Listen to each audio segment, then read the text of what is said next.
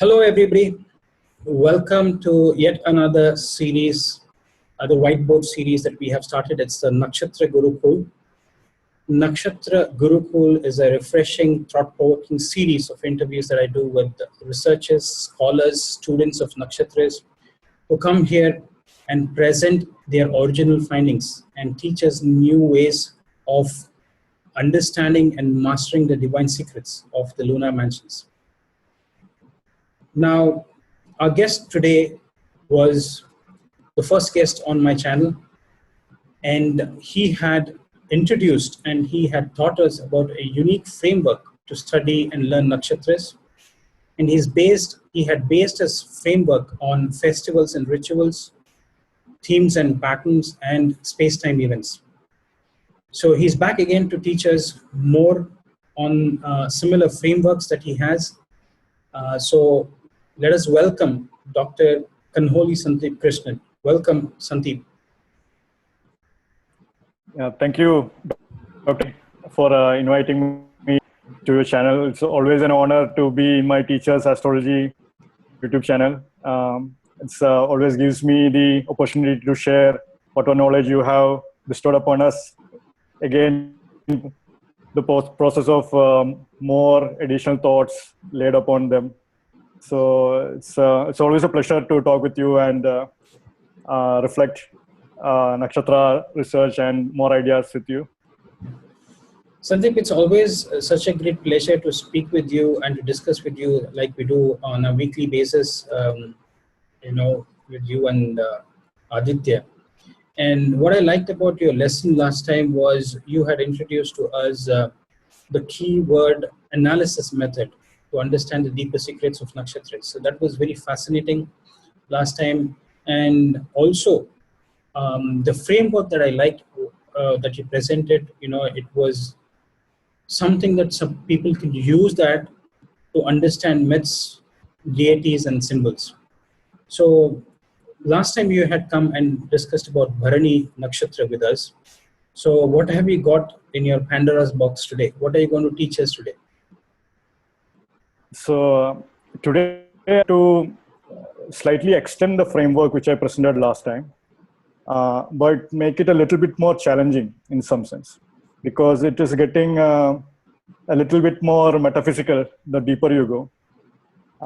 But the key thing was that we'll be discussing Purva Phalguni Nakshatra, and I'll be using Purva Phalguni Nakshatra as a basis to apply research concepts and apply certain observation methods and things to look out for, and other ideas which anyone can use. I want to make, just like how you mentioned, anyone can make out keyword analysis. I just want to make a similar approach in which anyone can do nakshatra research and observe their own nakshatras playing out.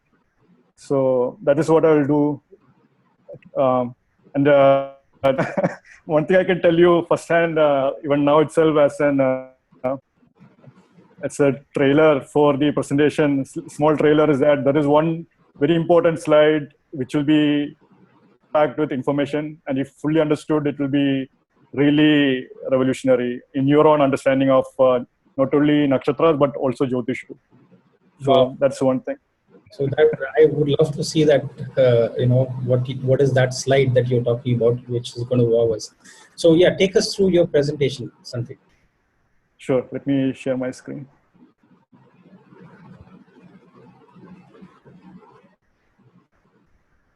So share screen. Just tell me what do you see.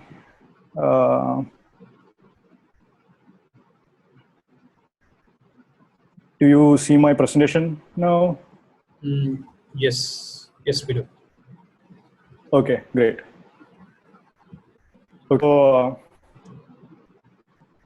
So once again, as I mentioned, I wanted to make Phalguni Nakshatra as the basis for today's discussion of nakshatra ideas.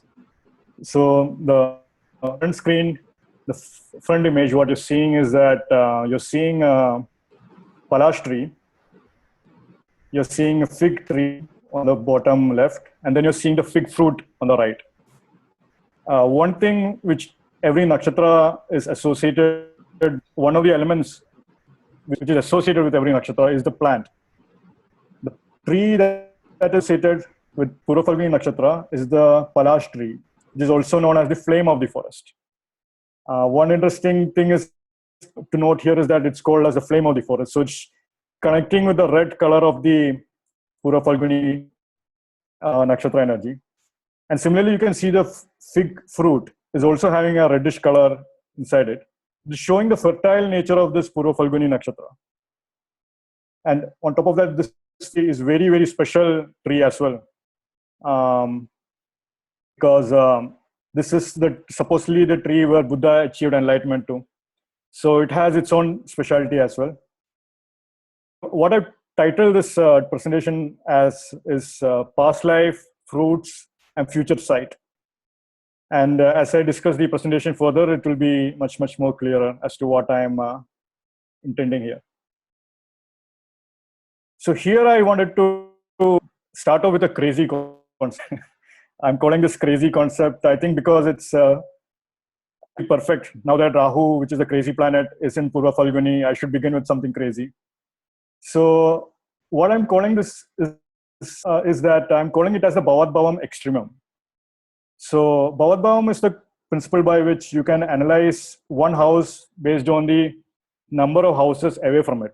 The same number of houses that house is associated with. If you associate that house with the next sign, it's so like say second house. If you're talking second house, then the Bhavat Bhavam of second house would be second from second, or the third house. If you're considering third house, third, you look at the numbers. House is number 3. Third from 3 is fifth house. So fifth house is considered to be the Bhavat Bhavam of third house. So that is the Bhavat Bhavam concept briefly. Now, if you look at the Bhavat Bhavam of Moksha house, which is the ultimate liberation house of 12th house, look at 12th from 12th. So you will get 11th house. If you take it to the extreme, the same concept. Normally, astrologers stop at here. And taking it to the next level would be entering into subtle layers additionally. So if you look at 11th house from 11th house, you will get 9th house. And if you look at 9th house from 9th house, you get 5th house. Now from 5th house, if you do the Bhavat Bhavam of 5th, you get 9th house. Now from 9th house, you do the Bhavat Bhavam of 9th house, you get 5th house again. So ultimately, what this is showing is that the 5th house, and especially the nakshatra that is deeply embedded 5th house, natural 5th house of the zodiac, which is Purva Phalguni, is very, very important for as far as deepest layers of moksha is concerned. That is one idea, which is a crazy idea, which I wanted to start off with. So Purva Phalguni by default is meant by the symbol analysis. Now, this is a brief outline of presentation which I wanted to do today. As I mentioned, this was the previous framework which I really presented last time. And this time I'm adding a new framework in which I'm presenting the desire and Shakti and other elements of nakshatra, which are more subtle layers. And then I'm adding another layer of astrological analysis, in which last time I said that the circle represents the astrological principles and nakshatra awareness techniques. So this time I'm showing a couple of examples for what those kind of analysis could be. So here you have the mouse, and here you have planets, Sun and Venus. Sun being the Rashi Lord Leo, and Venus being the Nakshatra Lord of Purva Phalguni.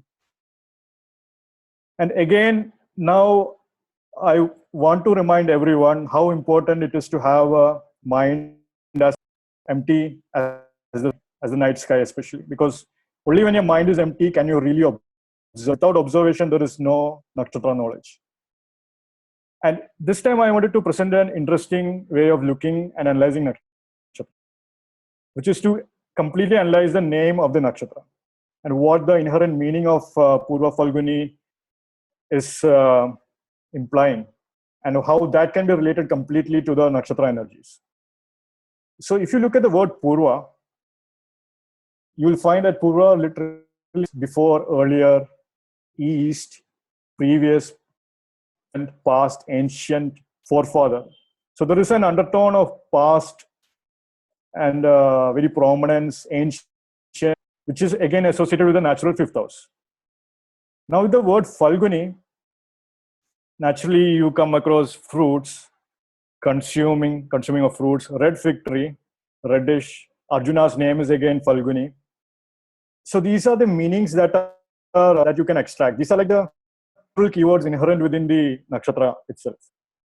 And combined with Purva Phalguni, you can get a basic idea of what this nakshatra is actually symbolizing.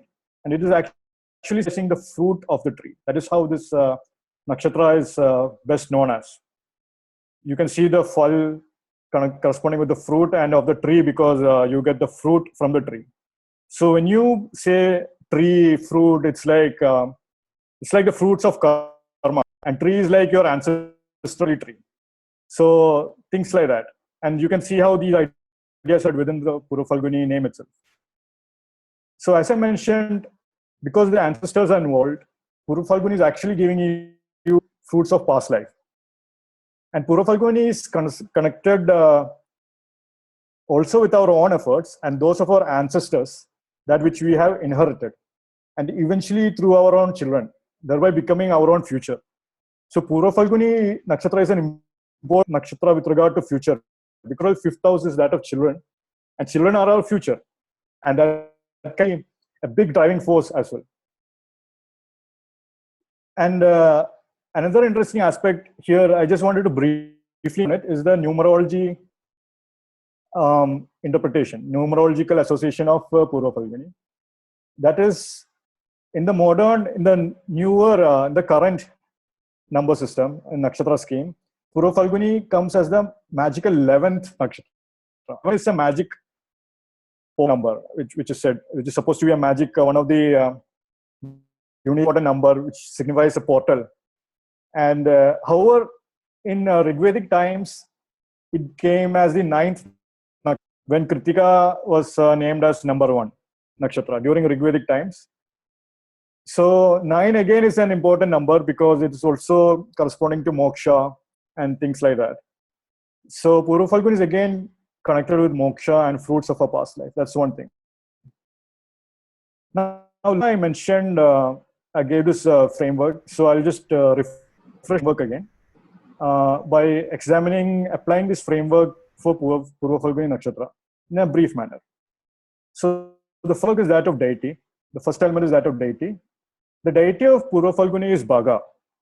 Now, if you look for meaning of what Bhaga means in spoken Sanskrit dictionary online, you'll find, you'll come across meanings such as luck, distinction, which is the female sexual organ, beauty, moon, fortune, affection, sexual passion. So there's a lot of passion here in this nakshatra, and there's also of sexuality in this nakshatra clearly, and there's also a lot of good fortune in this nakshatra as well. Good fortune, even patronage also can be seen, I think. Yeah, prosperity, beauty. So a lot of beauty in this nakshatra too. So Bhaga is corresponding to the god of delight, good fortune, and god of marital bliss because of that inherent sexual embedded within this nakshatra. And Bhaga is also the god of inheritances and contracts, because if you have ancestors, one of the first things you get is your inheritances.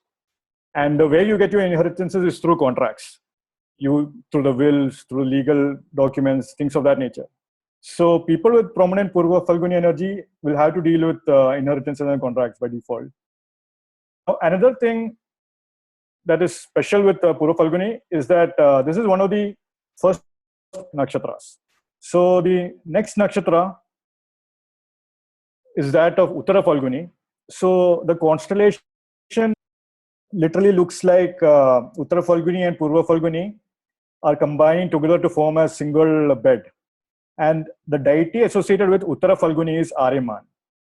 And interestingly, in Vedic literature, Aryaman and Bhaga were used interchangeably. Both were one. So that is showing that both are having similar, but they may have a subtle distinction if you look at it deeper.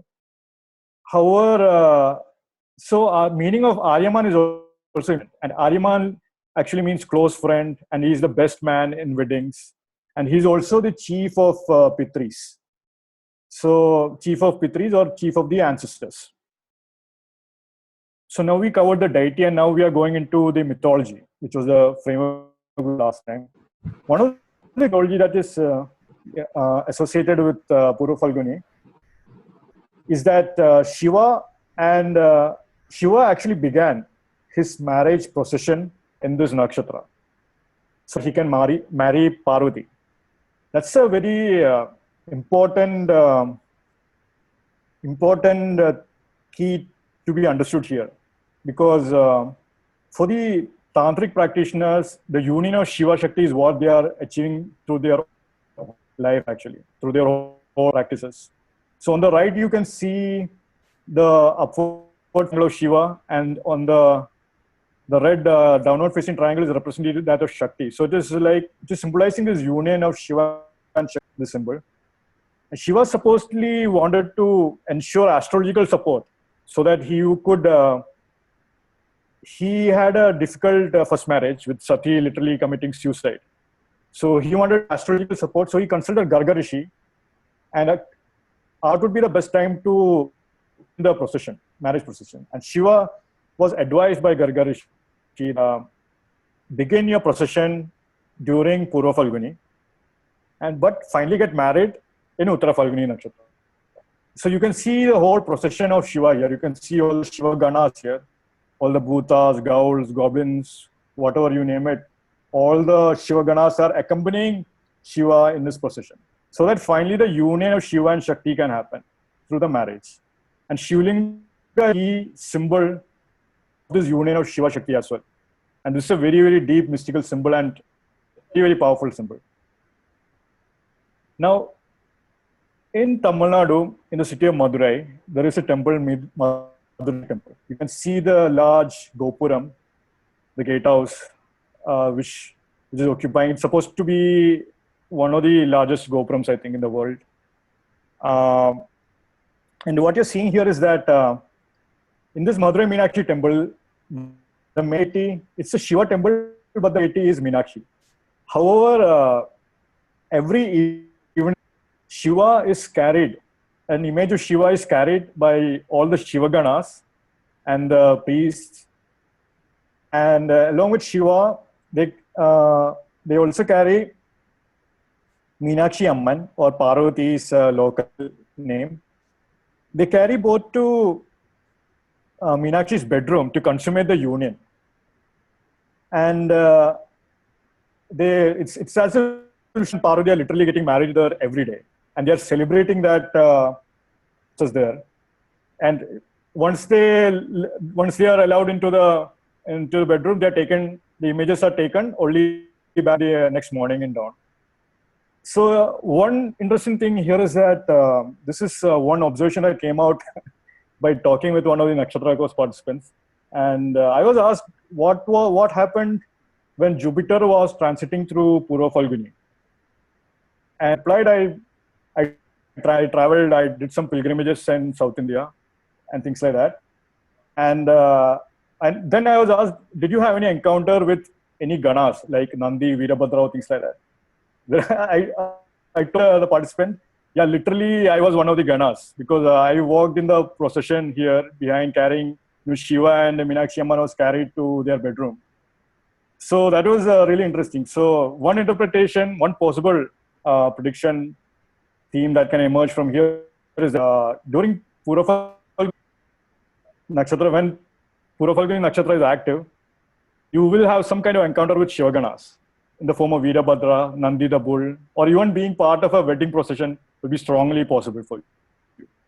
Being part of a wedding procession, anything of that. And another subtle topic here is that the Ganesh, even though he wasn't born when Shiva and Shakti was getting married, Shiva and Parvati was getting married, Ganesh later on became the leader of the Ganas. So there is one connection that is inherent here in Purva Phalguni Nakshatra.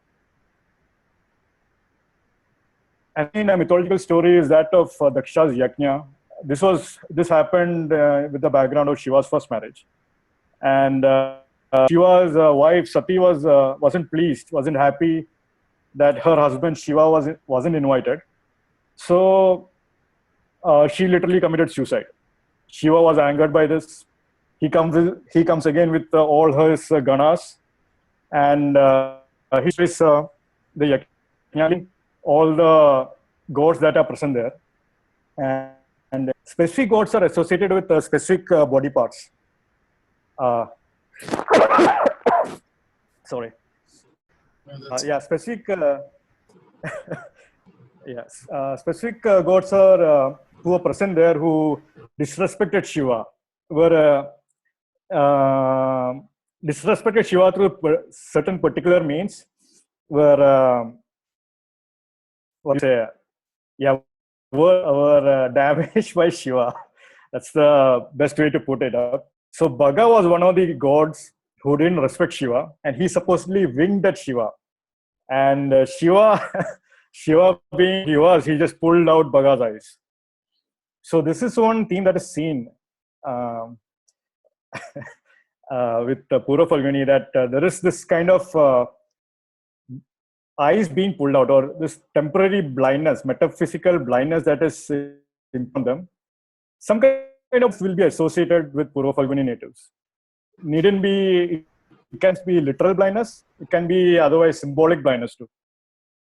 So, yeah, go ahead, Doctor. That's a very very interesting point that you mentioned about the blindness aspect of it. And I've seen there are so many people who have told me about, they might not be literally blind, but metaphorically they might have some issues with the eyes also. People have said they have had night blindness. They've also could be, if there are key planets which are positioned there, they've said that those planets which are positioned in Purva Phalguni, the karakatva of those planets can act in a manner of being blinded. Right. So the relatives associated by the karakatva of the planets can also show that there is a little bit of that blindness. Another very interesting point which I came upon is you mentioned about Purva Phalguni being not the 11th nakshatra but the 9th nakshatra. Right. If you take Kritika as the first nakshatra, then this becomes the 9th nakshatra.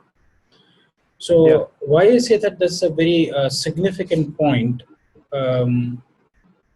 Sandeep, is Purva Phalguni is supposed to be the birth nakshatra of Brahaspati. Oh, okay. Okay, the high priest of the god of the gods, and Brahaspati is the Mula Trikona of Jupiter, or Brahaspati is the natural 9th house, Sagittarius. Right. So that is why you see all those things, and that house, the 9th house, is called as Bhagyasthan. Right. And the Devata is called as Bhaga Devata. And that is why you associate this nakshatra with fortune, good luck, bhagya, Right. share, your inheritance and share and all of that. So that is why I think that 9th nakshatra, when you said, I think it makes more sense considering Kritika being the first nakshatra, and that holds very well with this the 9th. All those things about the 9th house. Bhagya, which is fortune, good luck, and all of that, and also about children. Right. This nakshatra, people who have prominent planets here in this nakshatra are supposed to be very kind to children, or they have a lot of patience with children. That is what I've seen with this nakshatra. So, great observations, Sandeep. Please. Yeah, it's interesting, Brihaspati being kind to children, because Brihaspati is the natural teacher. So he's like teaching children. He loves to teach. So Correct. Children will be naturally. That's a really interesting point. I didn't know that Purva Phalguni was associated with Brihaspati. Yeah. It also sense that perhaps during Vedic times, 9th, again, what you, that the 9 connection will be much more clearer during Vedic times. Correct. With this So nakshatra. that's really And that's why it also brings in, because through Bhavat Bhavam, 5th from 5th right. is also 9th, which means Right. fruits of your, past life. Right. So it's the 5th house, and 5th from 5th is 9th. So that is why it is Bhagya. Bhagya means fruits of your past life. Okay. Right. Interesting. Okay. So I'll go forward. Let's see.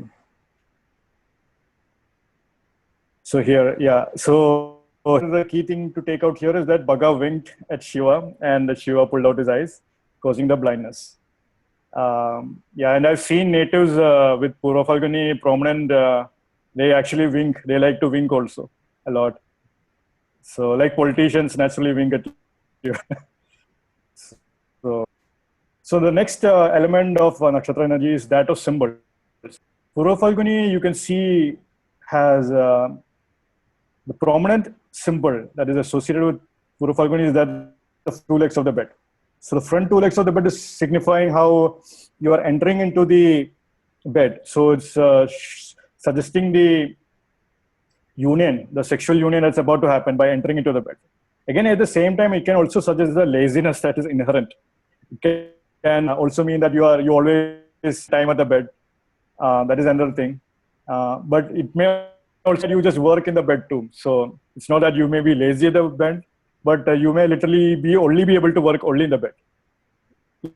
If bed, you may be able to work at the couch. So you may not like to sit in the chair and table and things like that, but you may prefer to have your laptop in the couch and get things done.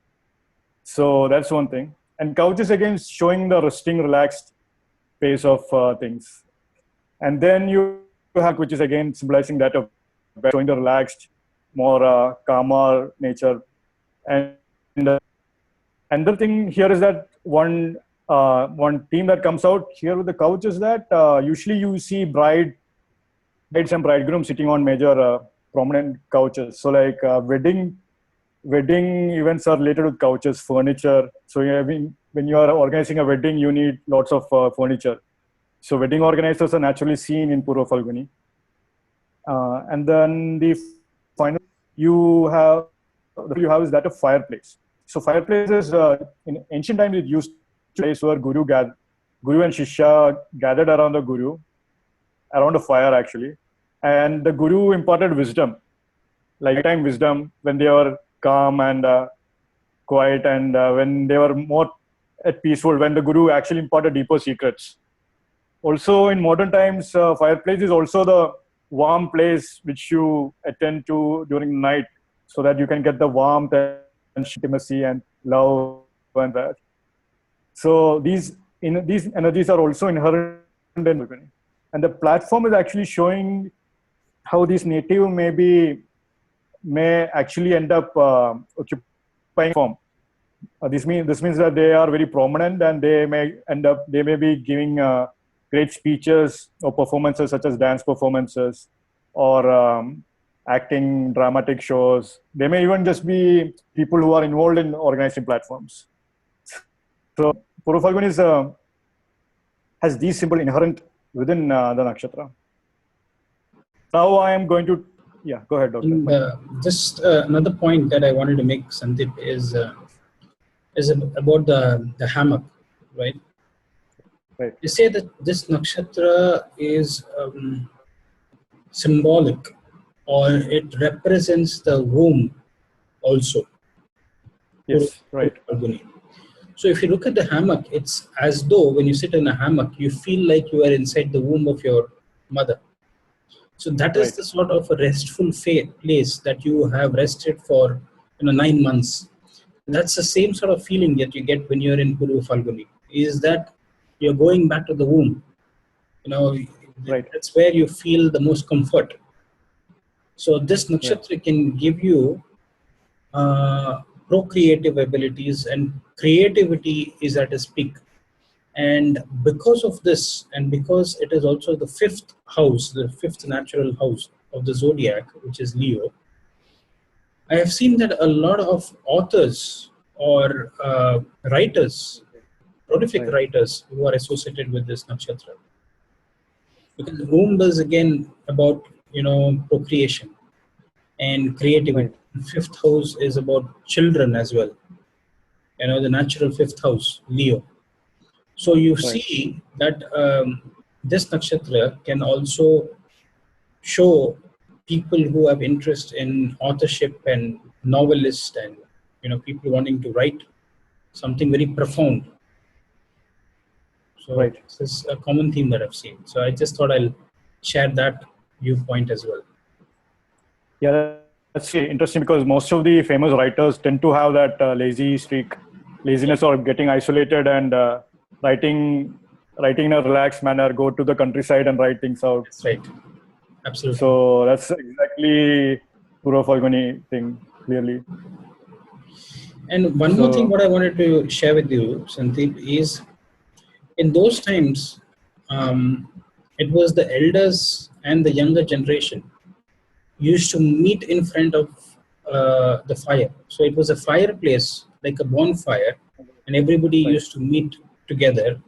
And the elders used to actually, tell stories. There was storytelling, there was folklore, there was legends, there was wisdom given. So this nakshatra can also bring you those themes.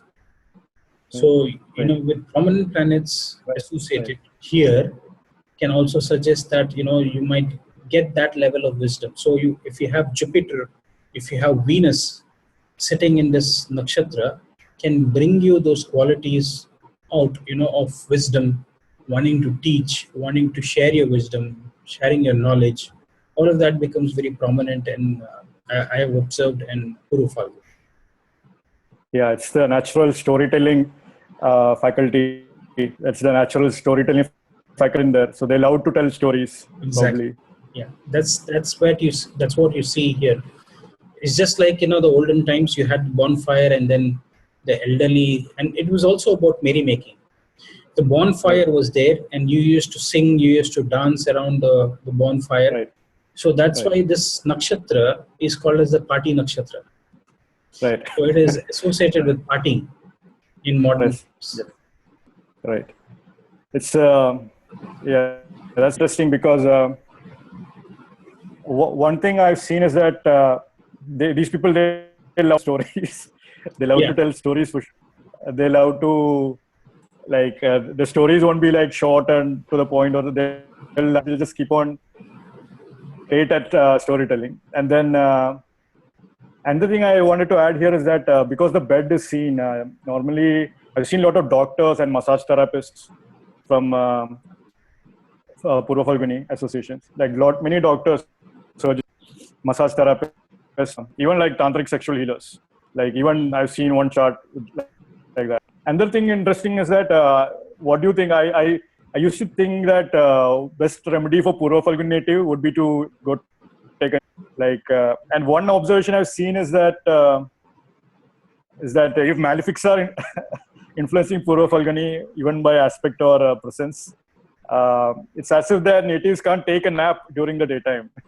So it is even Purva Phalguni energy is like naturally asking you to take a rest, take a nap, and then get things done, because that is the natural pace of the nakshatra.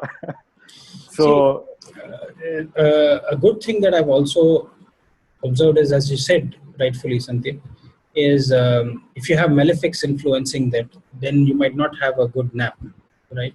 Interesting. Okay. You might not have a good nap. You might have a disturbed sleep. So that I've also observed that you have to closely observe the foot of the bed.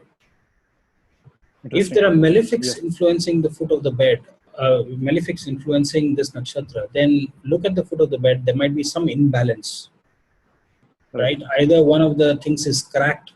There might be a crack on the foot of the bed, or there might be it might be uneven. So you need to fix that so that you can balance the planet which is sitting there. So it will bring in more stability and better sleep patterns.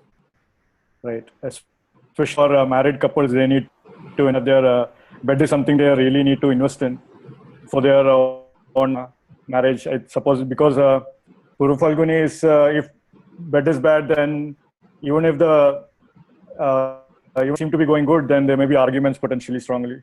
Yeah. Just because the bed is broken. I know. Now, what is strange here is there was a custom, Sandeep, in I think it's still followed, that the young married couple, okay, it is believed that the father-in-law of the Right. the groom usually gives the bed, gives the bed to these to the young married couple. So that is very significant. So it is a good thing that you can, this that is the best gift that you can get for Purva Phalguni natives, especially if you get it from your father-in-law, it is supposed to be um, quite significant. It's supposed to be good. Now, what made me wonder is why father-in-law, Right. right, or in-laws rather. Right. Now, if you look at Purva Phalguni, so for Purva Phalguni, which becomes the partner? The partner is signified by Aquarius, seventh house. right? The seventh house from Purva Phalguni. Right. Yeah. Now, the father of the spouse is seen Right. from which house? It should be ninth from Aquarius. So yeah, seventh, Libra. Yeah, it's Libra, right? Now, Right. strangely, Libra is the Mula Trikona sign of Venus. Interesting. And Venus is the ruler of this nakshatra. Interesting. So you are actually, Interesting. you're fortifying this nakshatra by, the father gifting you. Because Right. the father's house, this nakshatra becomes the 11th house of your desires being fulfilled. Right. Libra, Right. Purva Phalguni falls in the 11th house of desires. Right. Exactly. Interesting. Yes. So you are the desire if you are Right. getting married. Right. So this was something that I observed for this nakshatra. So if you receive a gift from your father-in-law for this nakshatra, is supposed to be extremely good for the well-being of the family and prosperity. That's really, Prosperity. It brings yeah, interesting. prosperity and it brings good luck to the married couple. Yeah, that's really interesting because yeah, that's totally in olden times I think in olden times it was easier because of how people used to stay together, things like that. But nowadays it seems to be much more difficult because but in spite it's a good thing to keep in mind for sure, especially. And the interesting thing was how you use Mulatrikona concept here. Yeah. That's much more fascinating. So I think it will be much more clearer in that slide which shows the Mulatrikona positions. Yeah. So Go here, ahead. okay. So next, here is, this time I'm showing you the white screen. It's just like black and white, but your mind should still be empty. No matter if it's black or even if it's during daytime, it should still be empty. And here is the desire. And here I'm actually presenting a deeper, more element of the nakshatra, the desire of the nakshatra. Without a desire of the nakshatra, there is no Shakti.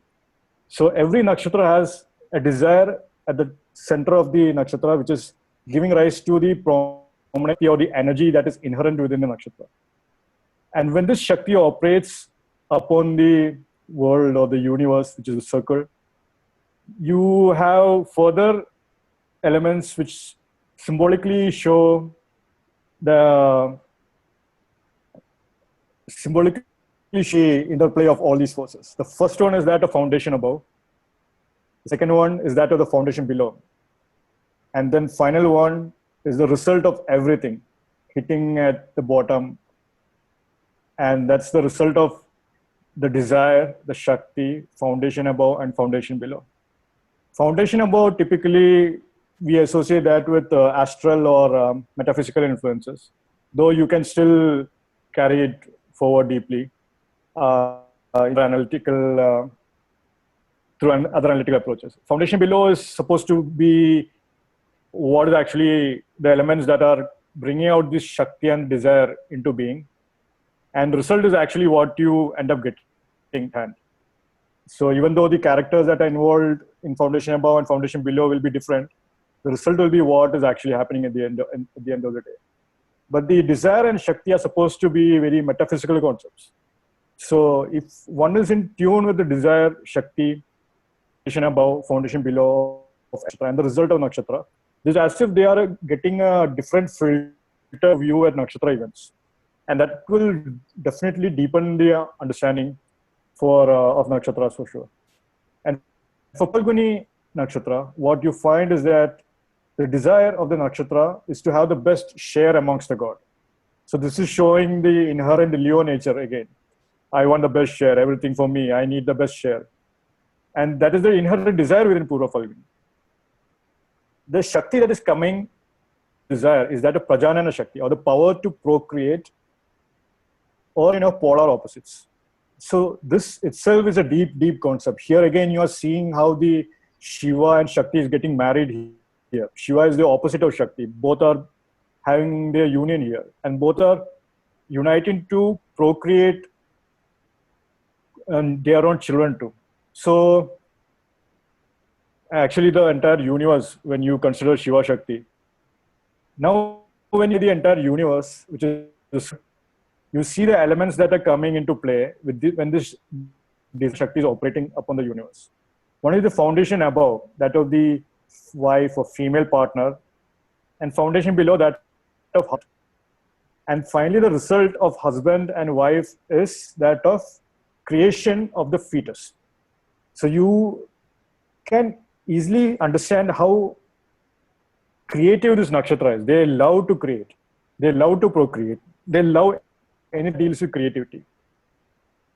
Just by this simple phrase, additional, I wouldn't call it framework, but I would just call it an extension, a metaphysical extension to deeply understand nakshatras. However, and each of these elements need to be completely understood and can be easily observed during Purva Phalguni energies, when Purva Phalguni energy is active. For instance, husband and wife, you need a partner to dance. So a dance can be anything easily. You need, say, a sportsman and then and his agent. The sportsman can be the husband. The agent can be the female partner. Sportsman. So again, you're getting this contractual application, and the result is creation of fetus. So sportsman is creating something new. He's creating the new scoreboard, the new score. So this is very powerful system of energy associated with nakshatra, system of thought lines associated with nakshatra. So if you can grasp on this for every nakshatra, then it's like you can, you're literally entering deeper into the subtler. Now, just as I mentioned, immediately, even if you just apply the simple keyword analysis here, immediately you can get the keywords like union, contracts, wills, legal agreements, negotiators, showbiz, marriage, sports, politics, polar opposite domains. So anywhere there is a discussion, negotiation, naturally can be a Purva Phalguni energy that is involved there. Especially when there are opposites that are being close to it. Can be different circumstances. So let's examine how these concepts apply within a chart, within a couple of charts. So here I'm showing the chart of Commodus the Roman Emperor, and I want to highlight the desire aspect of the nakshatra to have the best share amongst gods. So we don't know the birth time of he was born in 128, as you can see, 161 AD. So I have blanked out the ascendant. However, you can see he has a strong Purva Phalguni energy because Nakshatra Lord Venus is in Purva Phalguni. So that is the important thing. So that means the Purva Phalguni energy is very active for this native. Commodus was the son of Marcus Aurelius, the author of the book, and he was the grandson of Pius. And he was actually the only second grandson to ever follow successfully in the footsteps of father to become a Roman emperor. Rome was an area of political scandals and all kinds of assassination attempts, all kinds of scandals were there. However, he was able to follow in the footsteps. So that itself is a big achievement. So you can see how their ancestral support was there for him. And now here you can see he's supposed to have been the last king who enjoyed all the luxuries of Rome. He used to enter into comebacks and he used to show off himself, show off his abilities. Again, that is a source of Purva. And he's supposed to have slaughtered 100 lions in the arena just to show off that he was the greatest gladiator. He also had God, mentality. He was a god, a divine complex, However, he was assassinated when he was aged 31 in the year of the 5 emperors. So there is this, you can see both how the energy we are. So the ego gets so high that they think they are gods.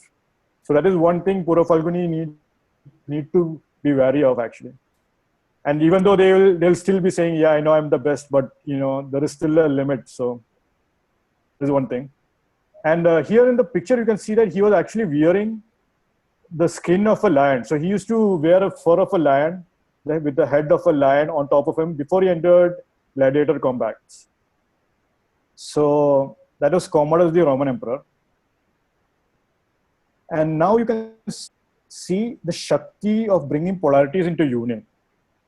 The opposite polarities into union exhibited by Nixon's chart.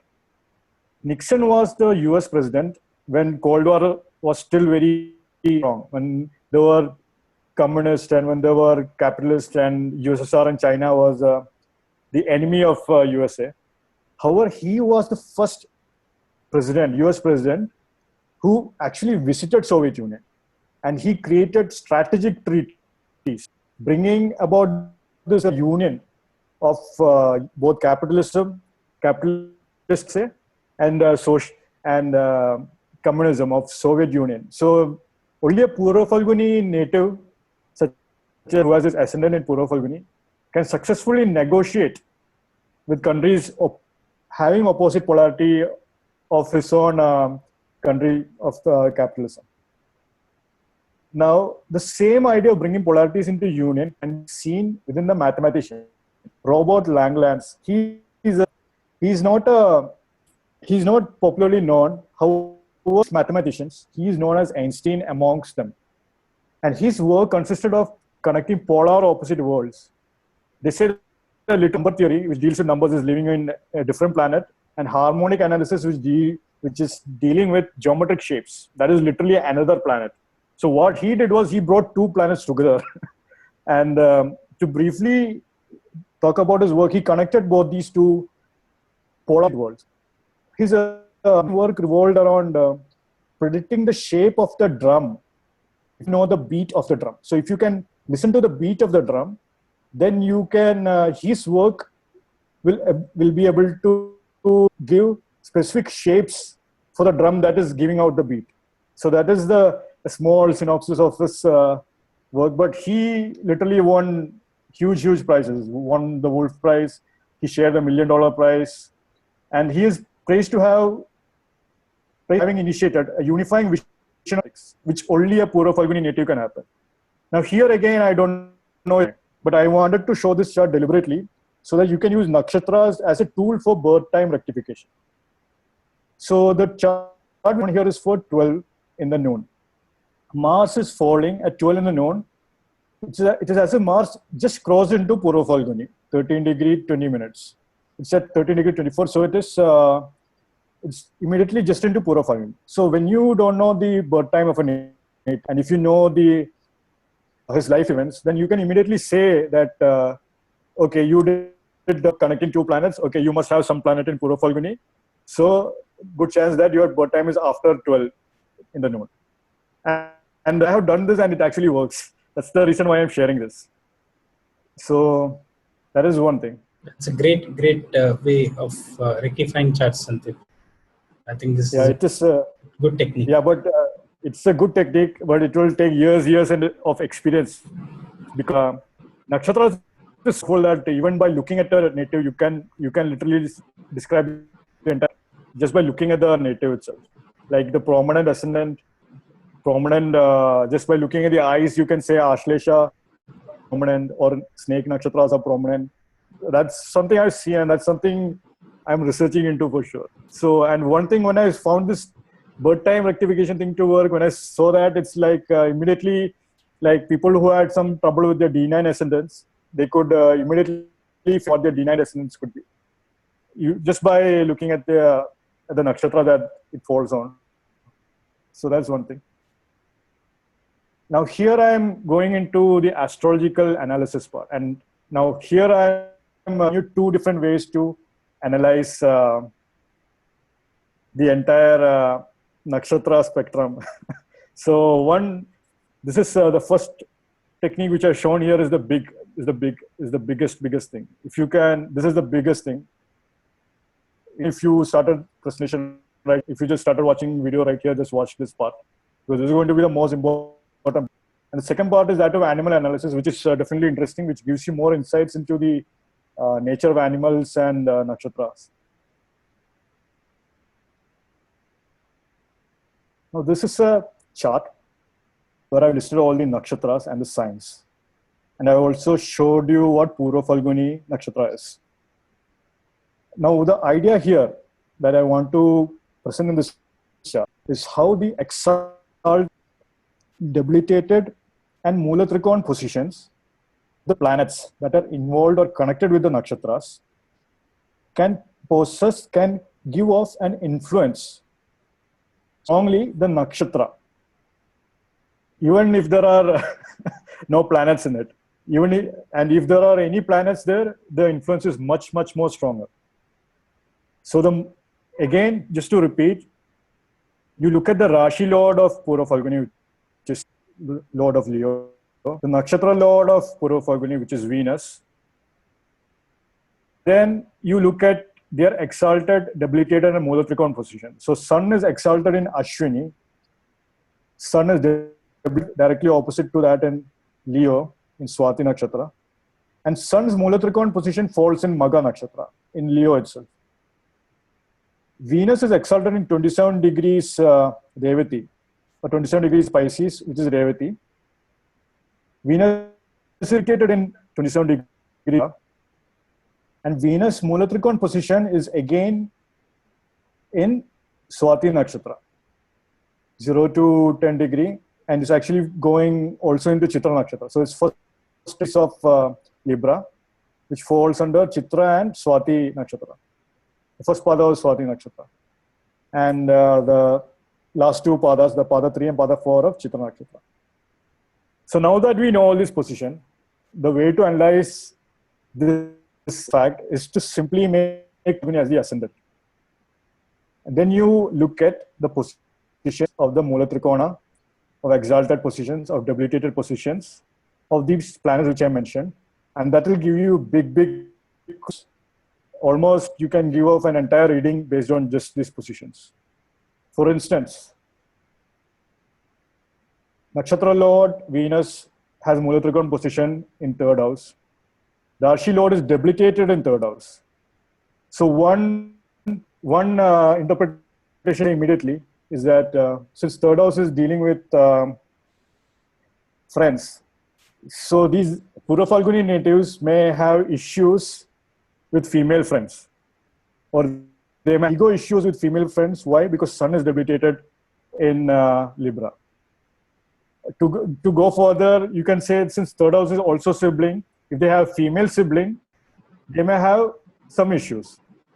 Now, if you think about Karkas, add the layer Karkas. So 3rd house Karka is, so since Mars is associated with Karkas, and if they have a female sibling, it's as if Mars will also be activated. So they will fight with their female siblings. Not to say that it's always going to happen, but this is an interesting to look at things. And this is showing you how deep these nakshatras and these positions can go to. Now look at Sun's exalted position. You can see Sun is exalted in 9th house. So if these natives have planets, say, since Sun is exalted, it's at their father may be too imposing upon them, because Sun is exalted here. Or if they have any other planets here, it's like the Sun element will be so high. So they may feel so good when they do foreign traveling. because Sun is exalted here and 9th house of Aries is getting activated when they do foreign travel.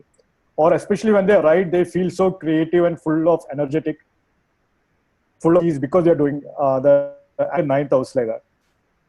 And say one thing is that you can see inherently that with Purva Phalguni, since Venus is debilitated in 2nd house, so it is easily possible for them to experience loss of financial money through females, especially if they associate with fallen females, or if they can experience potential loss of money through females. That is another thing.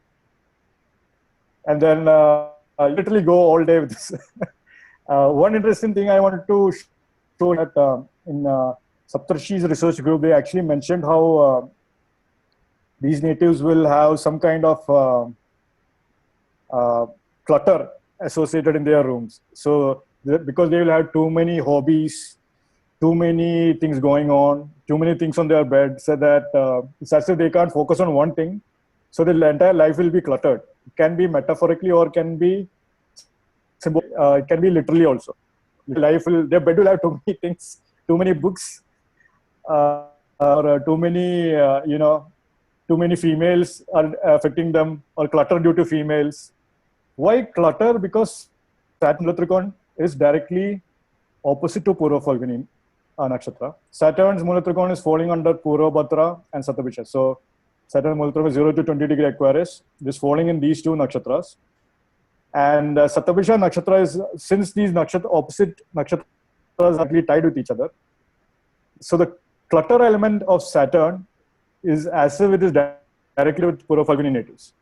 So if these natives don't learn to embody discipline, it is as if their life will be cluttered. So they need to establish strong boundaries, and when the boundaries are activated, when Saturn is activated, then they will get fame because 7th house is activated through that. And similarly, it's and depending upon their planetary position, there's more fine-tuning, more results as well. So what more can you say here? I think this is the most beautiful system, Santhip. I have to agree with you. And this is something which is the most profound system of nakshatras that you are taught us today. And if you can open up this, you can open up a new system of understanding nakshatras and events which are going to pan out just by using this system. So that way, I think, Santhip, this is a very, very profound system that you are, proposing. And I have come across and I've seen this, and I use this even with padas. That would need a separate lesson in itself to understand the nakshatra padas, and using these concepts, you could probably tell maybe 90% of the person's characteristics, events that are going to happen to such a great level of precision that in my weekend classes that I do, people were absolutely stunned when I said, these were the events that could possibly happen. And there were 4 of them who actually confessed, and they said, yes, this was exactly what the events happened. Wow. With this. So you need to actually, with this system, you need to be expanding a little bit of your creativity and not restrict yourself, because there are so many diktas or themes that can come out from this system alone. And as you mentioned rightfully, Santhip, you can give a complete chart reading whether you have a planet or you don't have a planet, but just by knowing these nakshatras there. If you have a planet, as you said, it activates that position, and it's like a pivot. Even if you don't have a planet there, and if your dashas and antardashas are activated of that nakshatra lord, then also that system can also get activated. I think this is maybe 2 lessons that you can do, or it is a small mini course that you could do just by this system. Explaining this system could be a mini course of nakshatras. But this is the backbone. This is the holy grail of understanding nakshatras. So I'm very glad that you have spent enough time here. I know we could go further deep, but I think you have just presented this, and I'm very glad that you've done that. Yeah, so that people will start thinking at least on these lines. So what would be an example for Purva Phalguni, if you were to share just one or two brief things? See, if you look at Purva Phalguni, and for me, the most interesting thing is see now how I would interpret this. Let me tell you, and I'll give you the basis on which you can explore and you can expand that. Now, any nakshatra, let's say Purva Phalguni, right? Purva Phalguni is ruled by Venus.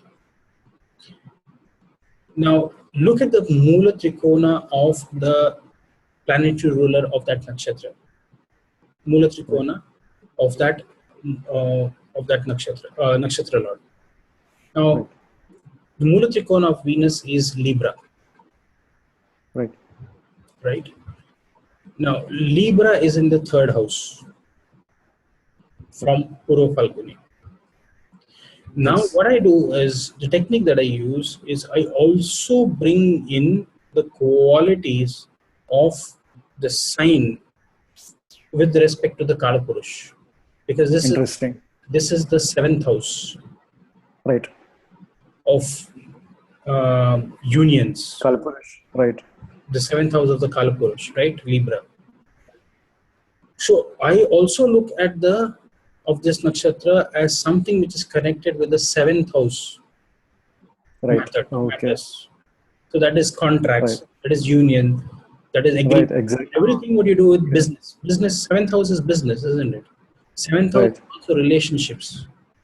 Right. Seventh house is also spouse. Right. Right. So this is what you do, but at the same time, what you have to do is it is not only the Mula Trikona, but you also find that it is the exaltation sign of Saturn. Yes, yes. So a lot of Saturn brings, although it brings structure, but it's exalted there. So it is a very airy sign, firstly. Right. Libra is an airy sign, and Saturn is an airy planet. So it brings a lot of instability also of relationships. Interesting, right. And potentially sometimes even delays. Interesting. Delays in marriages, delays in relationships. Right. Fructifying. Fruits of your past karmas are seen from Purva Phalguni. So those fruits might be slightly delayed, but they are never denied, because Saturn never denies. It can only delay. So there might be certain delays there. Interesting. I use the Kalapurush also, and that gives you greater insights. So obviously when you see seventh house, so everything related to seventh house will come, and that is why you say it is a platform. Right, exactly. Nakshatra is platform, right? And this is the platform you're talking about. Because seventh house is Pada Prapti, which is again giving you a platform, which gives you prominence. Right? And Libra is also a very creative sign, and also about trading, because it is the scale. It shows symbolizes the scale, right? So there might be a lot of trading, and that is what you're talking about, those agreements, contracts, unions, polar opposites. Right. Husband. So it's above, basis below. Everything is related to Libra. Right. Interesting. Yeah, and I think if you, as you mentioned in your Rohini interview with KRS, like how to include the lordship of Venus houses, then that's again giving you more clues. More clues, exactly. Which is your 10th house also. Yeah, 10th house again of career and things like that, and third house of self-desired career, entrepreneurship. Exactly. Wow. So you can Yeah, really this is create a separate system. So I can give you some clues now how to use this system. right. Now you can also say that when these people go on short travels, Right. they might meet their partners, their Right. soulmates, because Interesting. third house is short travels from Purva Phalguni, the Mula Trikona, and seventh house Right. is partners. So you might Interesting. ideally find a partner whenever you are traveling. Right. Right. Wow. Yeah. Because of third house is short travel, and yeah, natural seventh house of the zodiac is being activated through Libra. Interesting. Or in your travels, you might be doing a lot of when you're traveling, you might be doing a lot of those contracts and Right. agreements. Yeah. So You might so have it's to better literally to, travel to some yeah. place to actually sign an agreement, Right. because it's an Aries sign. Remember, it's an Aries sign. Yeah. Because many of the usually happening in hotels, business hotels, things like that, like Luxury, resorts, yeah, luxury resorts, things like that. because it's Venus, right? That's really Vesta is ruled right. by Venus. Right. Wow, that's really interesting. So, yeah, go ahead, Doctor. But one thing what I can also say is this nakshatra, if you do business with the government, you are bound to fail. Purva Nakshatra, Purva Phalguni, Yeah. because Sun is debilitated in the Mula Trikona of Venus. Right. Interesting. So, yeah, So interesting. sometimes you might also have differences with your father as well. Right. Prominent So people. that's probably why they literally become the government themselves. Yes, Because that's they don't want to deal with the government, so correct. they literally become government themselves, or like become ministers, things like that, so that life is easier for them. Yeah, So I think this that's is a very really, profound yeah. system, isn't it? We can actually go and you can speak for hours together on just this system.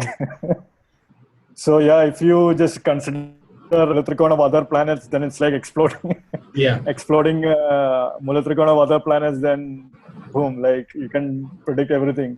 yeah. It's as if yeah, this highlighting of natural Kalpur zodiac we haven't really explored really. So that itself is giving us some.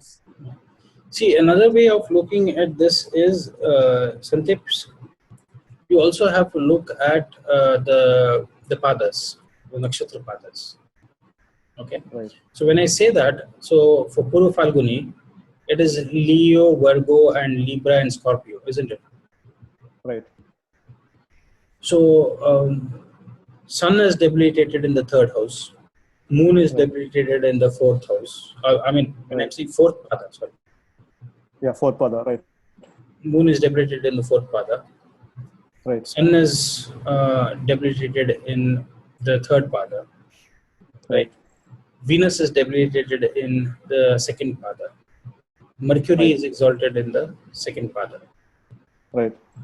So you see, most of the benefics seem to be debilitated here Right. in this nakshatra, which means your luminaries, Sun, Right. Moon, and Venus is a benefic. So all of Right. these benefics seems to be debilitated here. So that is why Right. you find that this nakshatra is more to say with restfulness, because you become lazy. Oh, okay. Because Because when you have sun or moon operating, then you have to be more active, because sun's energy are more in the morning, moon's energy are more in the night. So either you're active in the night or either you're active in the day. Here, both times you find that, day or night, these people are lazy because both are debilitated, right. Yeah, right? that's really interesting. Yeah. So So Venus is also debilitated. So Venus is debilitated. So although these people, I have also seen that these people, although this nakshatra is connected with contracts and unions, but it is very hard for such people to actually get married. Purva Phalguni is not about marriage. Purva Phalguni is about merrymaking. It's about partying. Right. Okay, but they are not committal. Only when you come into Uttara Phalguni, that is when you commit, and that is where the marriages happen. Here, only the procession for the marriage of Shiva has, like they say, has started. The procession is the best part of the marriage.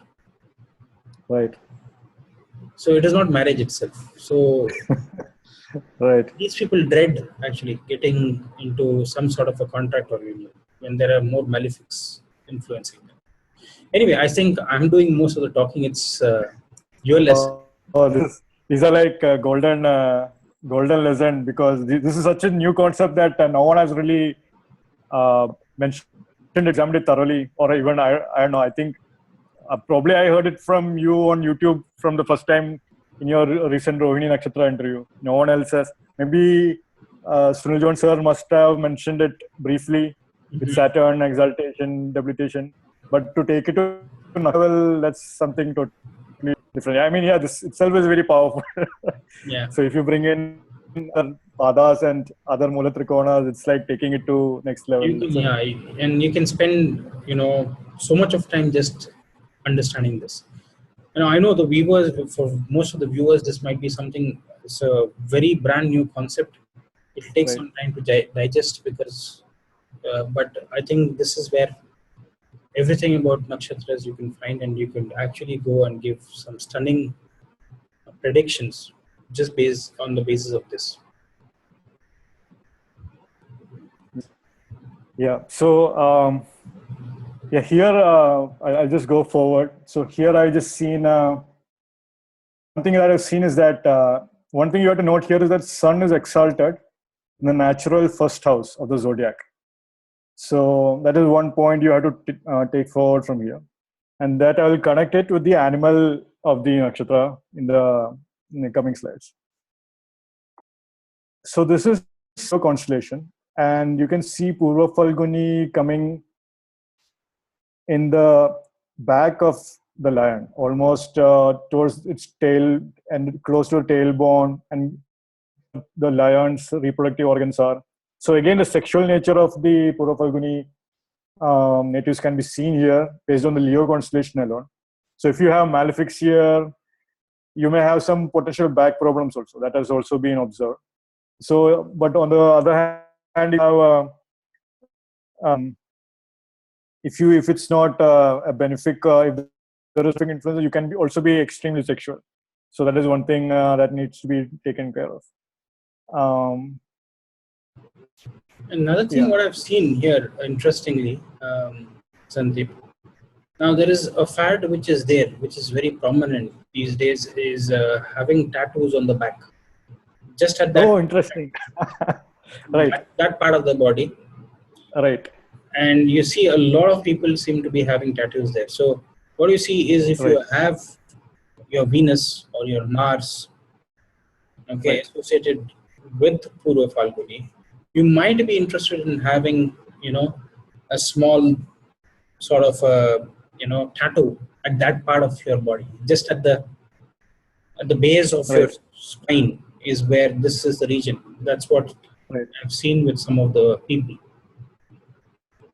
Yeah, it makes sense, because tattoos are literally agreements written on your body. So Purva Phalguni is again related with agreements. Yeah. So if you have Mars in Phalguni, definitely it's like ink is being written. So that's something for sure. It's really interesting. So the animal that is associated with Purva Phalguni is that of the mouse. So even though it falls under Leo constellation, the mouse is the actual animal totem of Purva Phalguni Nakshatra. And mouse is actually also his vehicle. Ganesh, like I mentioned before, he is also the lord of the Gana. So there is again showing the subtle connection of Ganesh with mouse here clearly. Now here is the interesting thing. Sun, which I mentioned before, is exalted in Ashwini, ruled by Ketu, and it is in Aries sign, symbolic of the head, because Aries is the first house of the natural zodiac, and first house is symbolic of the head portion. And So, see, as Dr. Pai briefly mentioned, uh, so it is as if the sun's exalted position will have some effect on Purva Phalguni. So what we are finding here is that mice is actually used for extensively studying neurobiological operation. It's extensively used in neurobiological studies. In neuroscience, mice is the one of the important animals used. In fact, that's the origin of the term lab rats. So because we graduate students are known to be lab rats because they're literally like rats in the lab. So it's as if rats are used by default in labs, and the default position of rats is in neuroscience department or neurobiological studies. So you can see how mice is used to study neurobiology, or the first house is getting activated through mice. So again, if you make Purva Phalguni as ascendant, then head is coming on 9th house. So again, you're studying the higher studies of head is happening through Purva Phalguni. So this is like Dr. Pai mentioned just before. That's why the ride was super important, because this is opening up new areas. Now, Sandeep, I would like to add something here as well. Now, Lord Ganesh was supposed to have authored the Mahabharata. Right. So he broke one of his tusks and he started writing it down. So in that sense, he's an author. Exactly, right. Now, Purva Phalguni is connected with the rats. Yes. Right. So again, and it's in the natural 5th house. So again, it is authorship. Right? Yeah. And surprisingly, in today's modern world, the input device to your computers are called as mouse. Right. Exactly. Which is again kind of, it's very strange. People, it's writing. So it's all connected with, Lord Ganesh. And today you call your input device to your computer is also a mouse. So you see a lot of authorship and, writing ability is connected with this nakshatra. So thanks for bringing this association with. Yeah, it is funny you mentioned input device now, because the next level of input device nowadays is the VR headsets which you wear. So VR headsets literally make you blind. So it's because you can't, when you wear the VR headsets, the Samsung head, whatever, you can't see what is in front of you.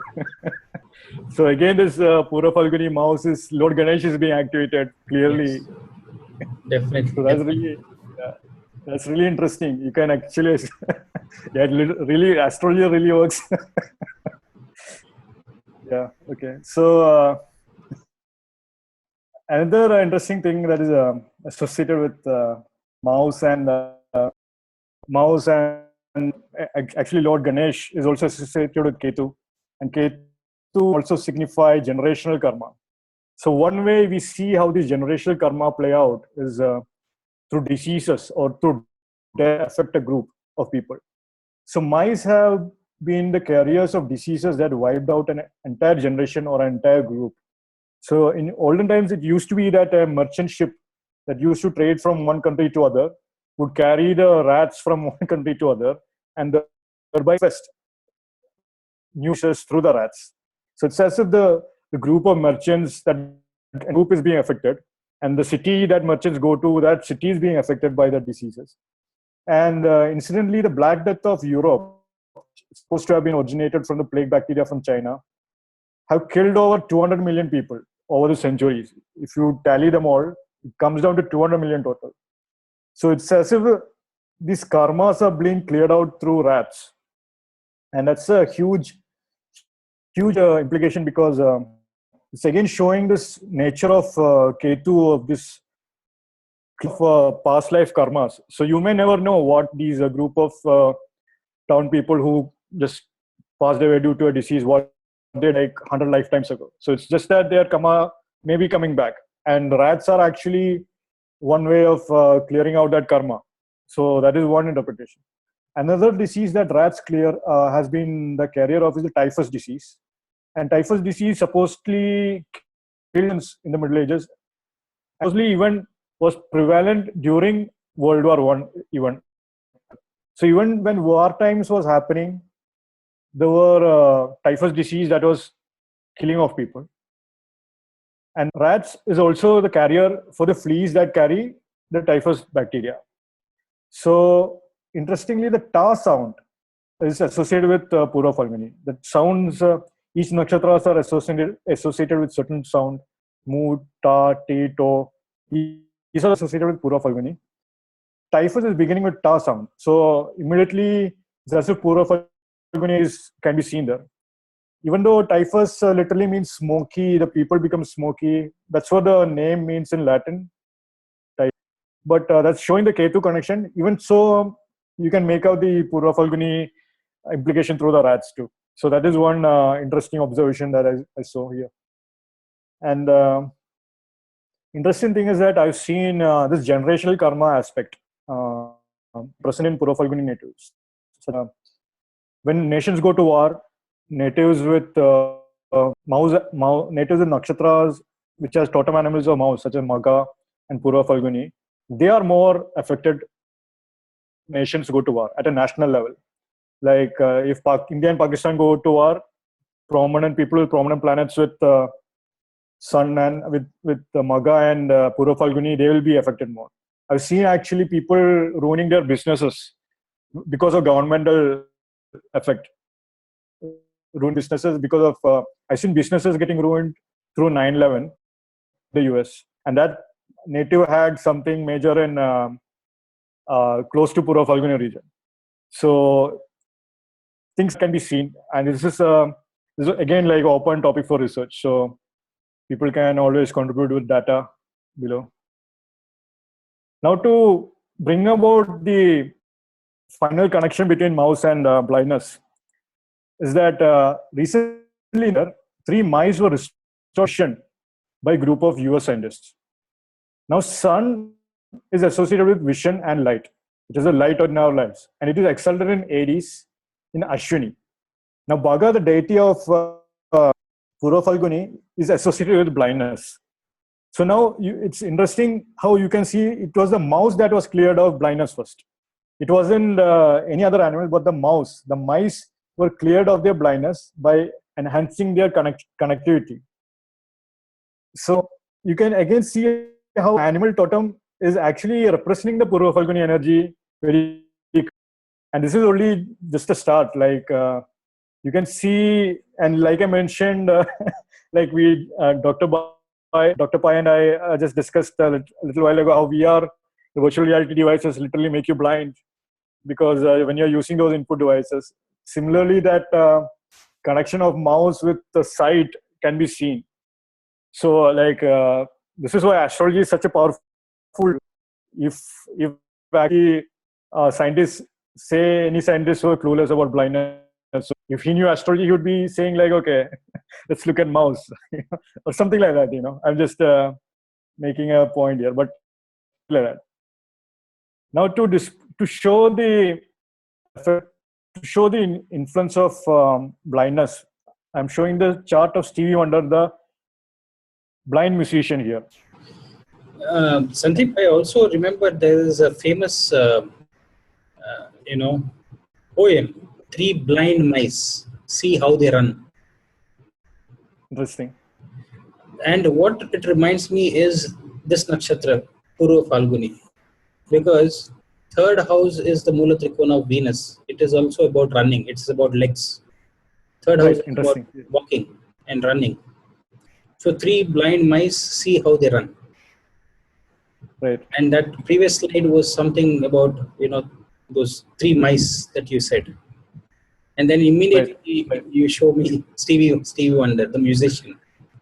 So music, mice, and running, all of them kind of, I don't know. Right.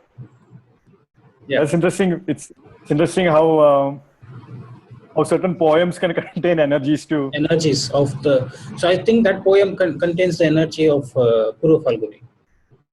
Yeah, clearly that is the case for sure. That's really interesting to see that. So because normally when you say remedies to Western Western natives, they won't understand what like Ganesh Stotram is or something like that. So even if you were to just to say like you should just read through the poem so that you get a better sense of what that is or something like that, you know. No, I think this is a very good point that the viewer should understand, that there are certain songs that you instantly like, and you listen to them more and more because some planet is getting activated in some nakshatra. Now, if you recollect that, one of your research, I remember one of your research that you had come up with during the coursework is how Bhairav Rag was associated with the Ardra Nakshatra. And you exactly. have that, and you have seen that, and you came up and you said, people who have prominent planets there can listen to Bhairav Rag. Is that the correct one? Bhairav. Yeah, that is the correct one. The way I came about that was really, really interesting because I attended this International Yoga Expo here in Calicut. And what happened was that I miss this booth person, and she supposedly, I was just talking with her, and she just said that she had cancer, but she cured it completely through yoga and alternative therapies. So I was simply curious, and I was just beginning to learn about nakshatras at that time. I asked her, "Can I see your chart?" So she said, "Yeah, sure, fine." So like I looked at it in my phone then, and then she had Mars in Ardra Nakshatra. So what she did was for her yoga and alternative therapy for cancer, she would listen to Bhairav Rag, and she would literally dance the Tandav dance, and that was supposedly therapeutic for her. So it is as if there is this energetic component of cancer that is being diluted by connecting with Shiva's music or Shiva's dance. And in her case, it was almost immediate, because Mars is the planet of physical energy. So it is in Ardra, so it needs to have that kind of expression. So like that was really interesting. And then immediately after that, I came across a native who had who had Jupiter in Ardra. And this native was a classical learning, was a Westerner learning classical music, Indian classical music. Then I asked her, "Do you like Bhairav Raga at all?" Just because out of this observation. Native absolutely crazy, like bad shit crazy. She was like, "How do you know that? How do you know that?" She just said that, my musical teacher was teaching me Bhairav Raga. Then when I listened to that, I was like, stop right there. Tell me what that is. Then she ended up learning all the other variations of Bhairav Raga. And that was very important for the native, because Jupiter was also native's ascendant lord. So it was as if that got activated. So ragas are really powerful remedies. And especially Bhairav Raga, clearly, because Ardra itself is such a powerful nakshatra that you need all kinds of these to calm down Ardra. So that is one thing. And it's not only about ragas. I think every music might be connected with the musician, and the musician would be connected with also the nakshatras. Now, when you're speaking about it, now what it reminded me is this chart of Stevie Wonder here, who has a Saturn and Mars there, and his most popular song is "I Just Called to Say That I Love You," right? Now, calling is the third house of communication. And here again, for Purva Phalguni, Venus is the Trikona sign, the third house. Right. So it is about, I just called to say I love you. So again, you see how profound nakshatras can be connected with musicians and their music. And that music can actually mean so much to you, because you are activating that particular nakshatra with just that music. So that is what I wanted to point out. So yeah, I think you should carry on with your lesson. Otherwise, this debate can go on for. Yeah, this is really interesting, because with Stevie Wonder's chart, I wanted to show us that he was blind, but in spite of that, he was very successful. It's not as if the blindness stopped him. So he literally brought, as you can read here, had almost 100 million units of album sales made. And he has recorded critically acclaimed albums, lots of hit singles too. And also, listen, one thing is that his for those who are familiar with BCP, in which each house is getting activated in each year. So his when he was age 11, his choice was getting, because 11 houses would have been passed by that time. And it was only in 12th Saturn and Mars in Purva Phalguni that he signed up with his first record at the age 11, at the adolescent age of 11, town records. And he performs to that. It's as if the contract is permanent because of Saturn and Mars there. So he doesn't change the contract at all. And that contract has brought him huge success, because Purva Phalguni's Nakshatra Lord is exalted in Pisces. So it is very interesting how you can see these teams play out. It's as if it's not to scare people off by saying like you'll be blind or something, but it's as if the blindness helps to connect to music in a different level. So see again, another thing, Santhip, very good points which are coming to my mind as well. Now, in his chart, he has Virgo Lagna. Right. Yeah. Now, his song, I Just Called. Now, calling Right. is through, communication through a telephone, is the third house. Right. Now, who's the ruler of the third house? Mars. Oh, Mars is in Purva Phalguni. Okay. Second, I just called to say I love you. So love is also seen from the fifth house, isn't it? Love you see Right. from the fifth house. Who's the ruler of the fifth house? Saturn. Now, where is Mars and Saturn sitting? Purva Phalguni. Right. So what is he activating? He's activating Mars and Saturn with that song. And he's activating, in turn, he's activating his Purva Phalguni. Right. So these and look at the ruler of Purva Phalguni, which is Venus, is exalted. Right. In the seventh house. So this song is a super hit, and then Venus is giving him that prominence, sitting in the seventh house. Right. Exalted. Right. Exactly. Yeah. Here, Saturn that's sitting in Purva Phalguni. Mars is in Uttara Phalguni. Though the energies are combined, so still the conjunction is still active and making. Still active because they're Phalgunis. Yeah. Right. Exactly. So this is the final chart. The next slide, I just wanted to present open research team, just to put it out there, just to point out things that can be further enhanced through nakshatra research.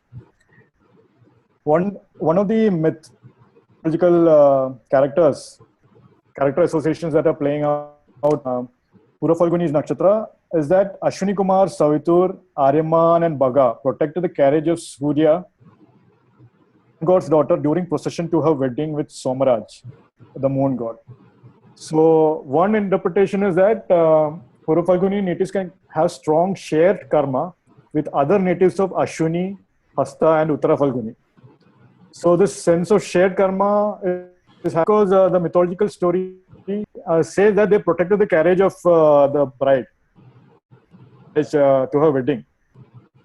And so this is like a huge area of research, inter-nakshatra relationships. So this is something that people who are living the life of Purva Phalguni will immediately notice. Like, oh, all my best friends are like Hasta, Ashwini or Uttara Phalguni or things like that. So another thing is Pushya, Ashwini and Abhijit Nakshatra supposedly give Veda, Purva Phalguni and vice versa. So they may have difficulty getting along with these natives potentially. So even though giving them shared karma to deal with, they may have some difficulties because of the Veda potential happening. Yeah, Veda means obstructions, right? Veda means. Right. Veda means obstructions, that's right. So that is one thing they may see. They may not like Pushya natives. They may not be in favor of Ashwini natives, people who do things very quickly, or Pushya natives, people who Brahaspati type, who are great spiritual teachers or things like that.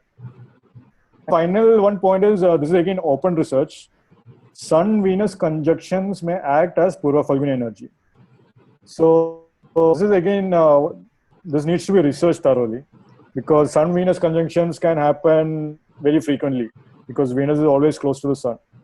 However, I've observed in certain cases that Sun and Venus conjunctions can give a different taste for the blindness, or can it give a different for the Purva Phalguni energies of sleep or laziness that you can see. One thing I've seen is that there is one model, Irina Shayk, it's Ronaldo's ex-girlfriend.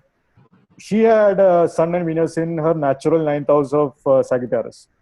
So I came across her interview recently, and she was saying that the secret to her beauty is that she takes beauty sleeps all the time, or she sleeps all the time. So Sun-Venus conjunction is acting like the Phalguni energy, and that is her natural philosophy. Because it is falling in natural 9th house of zodiac, which is the philosophy kind of thing. So that is but Sun-Venus conjunction are more, what do you say, it needs to be looked with a bit more care and needs to be thoroughly researched before you can make any clear dictas out of it. So, but this is, I'm just throwing out open ideas, so this can be good. So yeah, that's the question which I have said, like animal can be associated, Mula Trikona exalted, debilitated, can influence particular nakshatra, as we discussed thoroughly. Finally, what we discussed, the entire outline of the entire presentation, in which I spent a lot of time on how to do certain kinds of analysis, astrological analysis, especially by looking at Sun and Venus, Mula Trikona, debilitated positions. And then we looked at animals, and then we also had desire and Shakti clearly. And this is all, again, you can do it for any nakshatras out there. And all this information is there in Dr. channel videos on Nakshatra awareness, daily videos which you have done for the past month. All this Nakshatra foundation above, foundation below, desire Shakti information is there. And I also briefly touched upon the deity mythology symbols framework and the Nakshatra energy framework I mentioned before. Now, finally, this was one quote I came across today about quitting. Then I noticed who was watching. It says a lion, the thought of a lion because he is watching the cup. So this again showing Purva Phalguni energy of past life, fruits, children, future generation, the future ideas, and things like that. So yeah, that's it, Dr. Pai. Santhip, I think this was one of the most fascinating classes for me. There are so many takeaways, there are so many learnings, there are so many new ways of looking at things, looking at nakshatras. And this last slide here also gives you a lot about Purva Phalguni, because as you mentioned, you know, the desire is to have a share, you know, a large share, isn't it? That is what. Right. What is the desire? To have the biggest share amongst the gods. Now, surprisingly, there is a terminology called as having the lion's share. Interesting.